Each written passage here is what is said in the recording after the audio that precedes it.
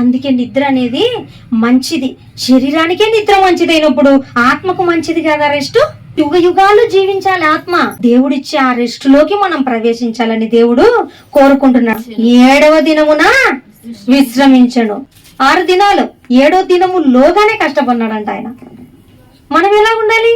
మన జీవితకాలంలోగా, జీవితకాలం తర్వాత కాదు మనం కష్టపడాల్సింది దేవుని కొరకు. ఆ తర్వాత విశ్రాంతి వస్తుందంట. ఏమంటారు? ప్రభువునందు నిద్రించారు, రెస్ట్ తీసుకుంటున్నారు, అన్నీ బాగానే చెప్పుకుంటాం మనం. ఏం రెస్ట్ తీసుకుంటున్నారో, ఏం కష్టపడుతున్నారో మనకు తెలియదు. మరణించిన వాళ్ళంతా మనం చూసుకోవాలి.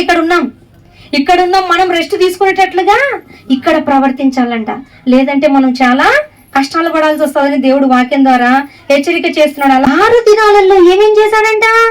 ఆకాశం, భూమి, సముద్రం, వాటిలోని సమస్తం సృజించాడంట. 7వ దినమందు విశ్రమించాడంట. మనకు కూడా వీటి నుంచే కదా అన్ని లభిస్తాయి కదా. మరి ఆకాశం నుంచి, సముద్రం నుంచి రత్నాలు, ముత్యాలు అన్ని ఎక్కడి నుంచి వస్తున్నాయి మనకి కదా. ఇక్కడ ఉన్నటువంటి వాటి అన్ని సృష్టిలో కొన్ని నేల నుండి వస్తాయి, కొన్ని సముద్రాల నుంచి వస్తాయి. ముత్యాలు అన్ని తెచ్చుకుంటారు కదమ్మా. అన్ని సృష్టిలో పెట్టాడంట మనకు కావలసినవన్నీ. ఆయన ఆ విధంగా సంపూర్తి చేసి 7వ దినమందు ఏం చేశాడమ్మా? విశ్రమించాడు. విశ్రమించిన ఆయన ఒక్కడే విశ్రమించాలనుకోవట్లేదంట.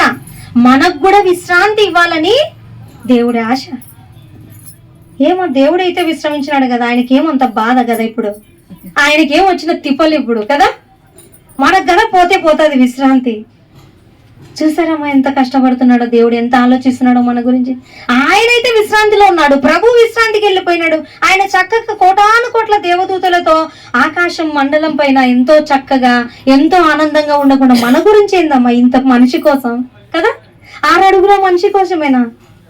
ఈ మనిషి ఎట్లాంటి గుణాలు కలిగి ఉన్నాడు? స్వార్థప్రియులంట, బింకములాడువారంట మనిషి గురించి రాసినాడు దేవుడు వాక్యంలో. ఏ మాత్రం మంచి గుణాలే లేనటువంటి ఈ మనిషిని దేవుడు ఇంతగా ప్రేమిస్తుంది. ఇంత గొప్ప సృష్టిని చేసింది, మళ్ళీ మనకు రెస్ట్ ఇవ్వాలనుకోవడం ఆయనకేమమ్మా? ఇంత ఘోరంగా దేవుడిని బాధ పెడుతున్నాం కదా, ఏం పోతే పోన్లే అనుకోవచ్చు కదా. అనుకోడు. లోకంలో ఉండే తల్లిదండ్రులు కొంతమంది ఎలా ఉంటారమ్మా? తమ కొడుకు ఎంత ఏడిపించినా, ఎంత బాధ పెట్టినా, ఏం చేసినా నా కొడుకే లేని సహిస్తుంటారు కదా. చాలా మందిని చూసింటారు కదా. కొద్ది కాలం ఉండేటువంటి పెంచినటువంటి తల్లిదండ్రులకే అంత ఉంటే ఎంత దుర్మార్గునైనా నా కొడుకి అని వెనకాల వేసుకొచ్చేది దేవునికి ఉండదా? ఇంకా అనాది సంకల్పంలో మనల్ని అందరినీ ఈ భూమి పుట్టక ముందే ఆయన ఆలోచనలో మనం ఉన్నవారం. మన గురించి ఉండదు ఆయనకి? ఓపిక ఉంది. నా బిడ్డలు కావాలి, నాతో పాటు వాళ్ళు కూడా విశ్రాంతిలో ప్రవేశించాలని దేవుడు ఎంతో ఆశపడి మనందరికి కూడా హెచ్చరిక చేస్తున్నాడు.